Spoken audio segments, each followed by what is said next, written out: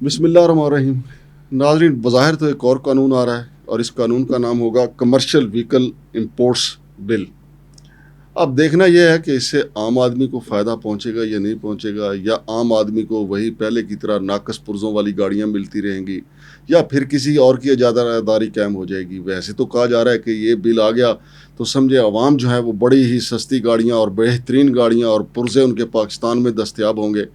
تو دیکھتے ہیں جی یہ بل کیا ہے. میرے ساتھ موجود ہے جناب ایس ایچ بنگش صاحب. بنگش صاحب سے جانتے ہیں کہ اس بل کا، اس قانون کا کیا فائدہ ہوگا عام آدمی کو، یا اجارہ داری کو ہی فائدہ ہوگا. السلام علیکم. وعلیکم السلام مانگڑ صاحب. یہ جو کمرشل وہیکلز سے متعلق بل آ رہا ہے مجوزہ بل جو ہے جی، اس میں عوام کے لیے کیا فائدہ انہوں نے نعرے کے طور پہ استعمال کیا ہے؟ جو نعرہ استعمال ہوا ہے وہ یہ ہے کہ جی گاڑیوں کی کمپٹیشن میں اضافہ ہوگا اور گاڑی کی قیمت کم ہوگی. ٹھیک ہے، تو عوام خوش ہے.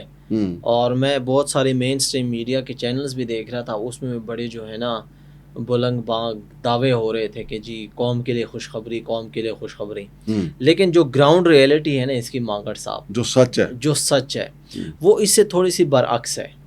وہ ایسے ہے کہ پاکستان میں جب سن 2000 میں انڈسٹری آئی نا، جو جاپان سے اور بڑے بڑے نام ہیں، ٹھیک ہے، ہونڈا، سوزوکی، ٹویوٹا وغیرہ، تو انہوں نے پاکستان میں گاڑی جو ہے نا بظاہر مینوفیکچر کرنا شروع کی. جی صحیح ہے. لیکن وہ مینوفیکچر نہیں تھی، اسمبلنگ تھی. صحیح. اسمبلنگ یہ ہے مانگڑ صاحب کہ آپ نے باہر سے بنے بنائے پرزے جو ہے نا وہ امپورٹ کیے اور پاکستان میں جو پلانٹ ہے اس پلانٹ میں اس کو اسمبل کیے، جوڑ دیا آپس میں اور گاڑی تیار ہو گئی. بالکل ٹھیک ہے، اور آپ نے کہہ دیا کہ یہ پاکستان میں بنی ہوئی گاڑی ہے. لیکن اس کے برعکس دوسرے ممالک میں یہ پالیسی نہیں ہے، پاکستان کی بھی یہ نہیں تھی، لیکن یہ ہماری گورنمنٹ کی سستی ہے.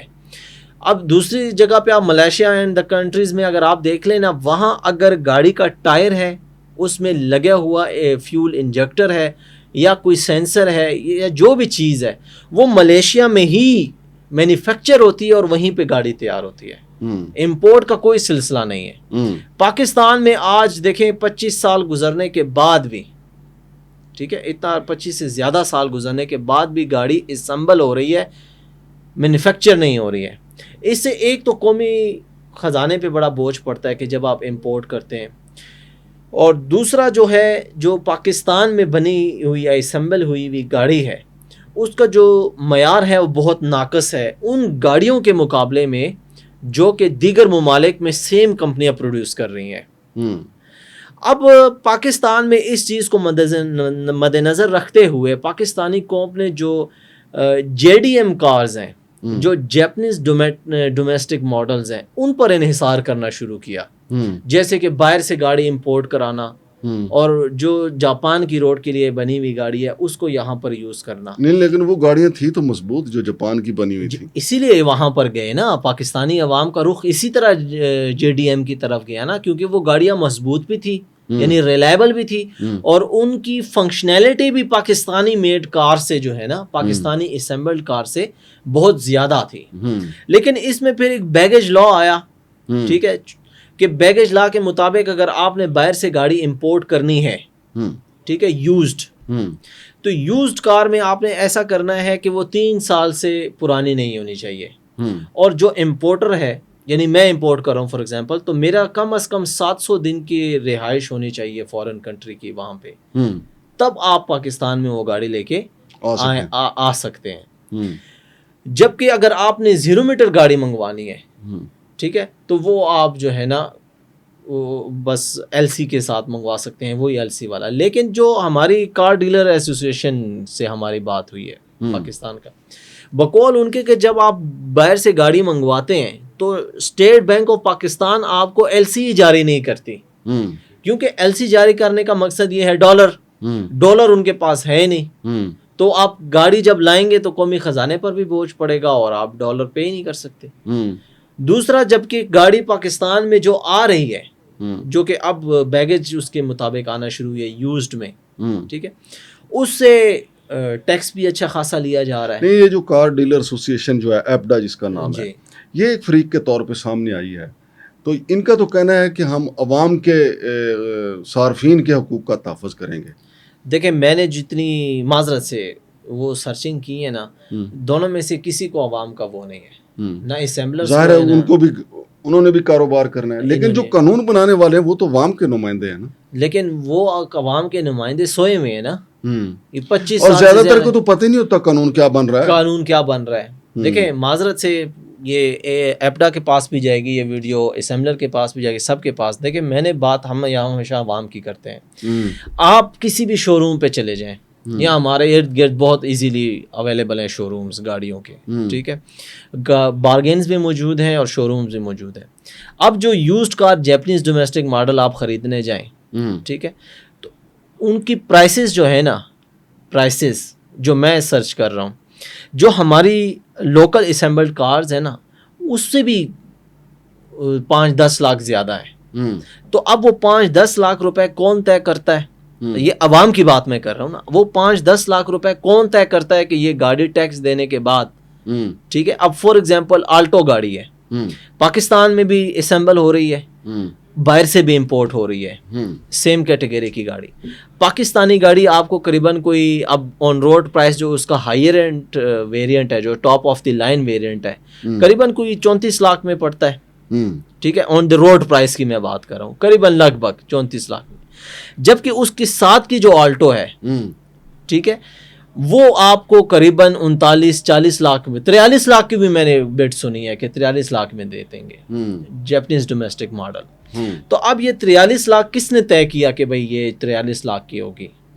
اس کا کوئی سر پیر نہیں ہے، یہ ڈیلر خود طے کرتا ہے، اپنے جو اس کے اخراجات ہیں وہ اس میں ڈالتا ہے، جو ٹیکس ہیں وہ اس پہ ایڈ کرتا ہے، اور پھر اس میں اپنا منافع رکھ کے عوام کو گاڑی بیچ رہا ہے۔ دیکھیں پالیسی بن رہی ہے نا، عوام کو تو اس میں کوئی وہ نہیں ہے، جو ٹیکس انہوں نے دیے، جو خرچے انہوں نے دیے امپورٹر نے، ٹھیک ہے، جو کہ پورٹ پہ ان سے لیے گئے، جو بھی ہے، وہ جو کار ڈیلر ہے وہ تو نہیں پے کر رہا نا، وہ تو جو گاڑی خریدنے والی عوام ہے وہ پے کر رہی ہے۔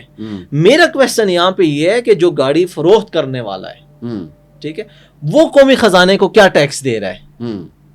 نہیں، ایک کوشچن اور بھی یہاں پہ پیدا ہوتا ہے، مثال کے طور پہ جو جاپانی گاڑیاں جو یہاں بنتی رہی، مثال مہران گاڑی ہے، جی، اس میں کتنے ناقص اس کے انتہائی ناقص۔ اب ہونڈا گاڑی ہے، اس کی چادر دیکھیں انہوں نے کتنا لوہا کام کرتے کرتے سیم کتنا گاڑی کم کر دیا۔ ہاں جی، یہ ہونڈا کی سیم گاڑی یہاں پہ بھی بن رہی ہے، ملیشیا میں بھی اگر بن رہی ہے تو ملیشین ویریئنٹ جو ہوگا نا، اس کی جو ریلائبلٹی ہے اور پاکستان کی جو گاڑی ہے، دونوں میں زمین و آسمان کا فرق ہوگا۔ اور جاپان کے جو متعلقہ یہ کمپنیاں ہیں، انہوں نے کبھی پاکستان آ کے یہ چیک ہی نہیں کیا کہ یار آپ ہمیں بدنام کیوں کر رہے ہیں۔ جی، اور دیکھیں یہ تو مہران گاڑی جو ہے وہ تو بالکل صابن دانی ہے، اور آلٹو بھی جو ہے وہ انتہائی ناقص مٹیریل ہے، ناقص مٹیریل ہے، اور پھر ہونڈا کو بھی انہوں نے آہستہ آہستہ انہوں نے ہلکا کر دیا، اس کی گرپ پہلے والی نہیں رہی، کیونکہ یہاں کے عوام کو اتنا شعور نہیں ہے، عوام کو پتہ نہیں ہے، اور جو یہاں پہ مینوفیکچرز ہیں وہ عوام کو دادپا لگا جاتے ہیں، اور یہاں کے جو ادارے ہیں جنہوں نے یہ اس کو دیکھنا ہے وہ کہتے ہیں جان دو نہیں، جان دو کے ساتھ اس میں اب ہمارے پاس جو ہے نا بات وہی آ جاتی ہے کہ بیچ میں کوئی گپلا لازمی ہوتا ہے، ایسے نہیں ہوتا۔ میرا موقف یہ ہے کہ چاہے کار امپورٹرز ہیں، ڈیلرز ہیں، یا یہ جو نام نہاد اسمبلر ہے، ان کو پاکستانی مارکیٹ میں نا ان کو بگ 3 کہا جاتا ہے۔ یہ جو بگ 3 ہے نا، یہ نئی آنے والے جو آٹو موبائل ہے نا، ان کو آسانی سے ٹکنے بھی نہیں دیتی۔ یہ تو بلا ہو چینی کمپنیز کا، جو چائنا اس کمپنی ہے نا، ان کی کمپنیز کا، انہوں نے ان کے ساتھ مقابلہ کیا اور اپنی گاڑیاں لانچ کر کے ان کو ٹف ٹائم دیا ہے، ٹھیک ہے، کیونکہ جو اب چائنیز گاڑی آ رہی ہے نا، وہ اس نے ان کی نیند اڑائی ہے۔ فار ایگزامپل ایک مثال اگر میں آپ کو دے دوں، ان کا سوزوکی کیری ڈبا بولان جو ہے، کتنا مشہور گاڑی ہے پاکستان میں، لیکن اس کی ریلیبلٹی اور اس کی گرپ دیکھ لیں کہ ود ان نو ٹائم وہ الٹی ہو سکتی ہے۔ اس کے مقابلے میں چائنا نے جب MPV دی ہے، گاڑی دی ہے، تو انہوں نے بولان کو ڈسکنٹینیو کر کے اپنی ایوری لانچ کر دی ہے۔ تو چائنا نے ان کو دیا ہے ٹف ٹائم، لیکن وہ ٹف ٹائم سے نہیں، یہ جو بل آ رہا ہے یہ صارفین کیا یہ تحفظ کیسے کرے گا؟ اس میں کیا لکھا ہے؟ کوئی تحفظ نہیں کرے گا، اس کا کوئی سر پیر نہیں ہے، بس اس کا یہی پتہ ہے کہ بھئی یہ بل آ رہا ہے اور عوام کے لیے خوشخبری لا رہا ہے۔ باقی اس میں مطلب یہ اسی طرح کا قانون ہے جس طرح پاکستان میں ایک قانون بنا تھا کہ جہیز کی لعنت سے چھٹکارے کے لیے کہ اتنے پیسوں سے زیادہ جہیز زیادہ نہیں دیا جائے گا, کسی نے اس پہ عمل درآمدی نہیں کیا. پھر ایک قانون جیسے بنا شادی حال میں بنا ون ڈش والی, پھر کسی نے اس پہ عمل درآمدی نہیں کیا. پھر اس کے علاوہ قانون بنا کہ جی ملاوٹ نہیں کوئی کرے گا, سب نے جی بھر کے ملاوٹ کی اور اب تک ملاوٹ کر رہے ہیں. یہ بھی ایک قانون بنے گا, بظاہر یہ قانون ہوگا صارفین کے تحفظ کے لیے, لیکن یہ سرمایہ داروں کو تحفظ دے گا, یہ اسپیشلی کار ڈیلرز کو. ہاں جی, کار ڈیلرز کو. دیکھیں میں معذرت سے ہر بار یہ بات کرتا ہوں کہ جیپنیز ڈومیسٹک ماڈل جو ہے نا, اس میں سہولیات جاپان دے رہا ہے اور اس کے پیسے ہمارے کار ڈیلرز وصول کر رہے ہیں. یہ تو اب تھوڑا سا سوشل میڈیا آ گیا ہے, تھوڑا سا اویئرنیس عوام میں آئی ہے. نہیں تو ان کار ڈیلروں نے جتنے بھی بشمول اسمبلر کی میں حمایت نہیں کر رہا, انہوں نے عوام کو ایکسیڈنٹڈ گاڑیاں نہیں بیچی کیا, عوام کو بیوقوف بنانے میں ان کا اہم کردار ہوتا ہے. بالکل صحیح. تو یہ حکومت کا کام ہے کہ بھائی عوام تو ٹیکس دے رہی ہے نا, اخراجات, گاڑی امپورٹ ہوئی اس کے اخراجات, اس پہ لگا ہوا ٹیکس ایک ایک پائی اور سالانہ ٹوکن عوام بھرتی ہے. لیکن وہ جو امپورٹر ہے وہ قومی خزانے کو کتنا ٹیکس دے رہا ہے مجھے ابھی شاید دے رہا ہو, مجھے ابھی تک اس کی کوئی وہ انفارمیشن نہیں ہے. جو اسمبلرز ہیں, جو بگ 3 ہیں, یہ وہاں سے گاڑی کے پارٹس امپورٹ کرتے ہیں, یہاں پر اسمبل کرتے ہیں, اور وہ اسمبلنگ بھی اتنی ناقص ہوتی ہے کہ کبھی روڈ پہ جو ہے نا چلتی ہوئی گاڑی کا ٹائر پھٹ جاتا ہے نئی گاڑی کا.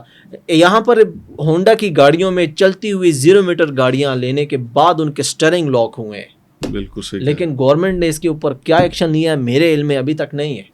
گورنمنٹ کو کیا, گورنمنٹ اپنے اللہ تللوں میں پڑی رہتی ہے اور عوام خوار ہوتی رہے گی. بہت شکریہ جناب ایس ایچ پنکج صاحب. تو ناظرین, یہ نیا بل آ رہا ہے کہ اللہ کرے اس قانون پہ کبھی عمل درآمد بھی ہو جائے اور صارفین کو اچھی گاڑیاں ملیں, اور اگر اچھی گاڑیاں نہ ہوں تو حکومت ڈنڈا اٹھائے کہ جس نے یہ گاڑی منگوائی ہے اس کے اوپر پھر یہ اس قانون کا نفاذ بھی ہو جائے. شمشاد مانگٹ اور ایس ایچ پنکج کو اجازت دیجیے.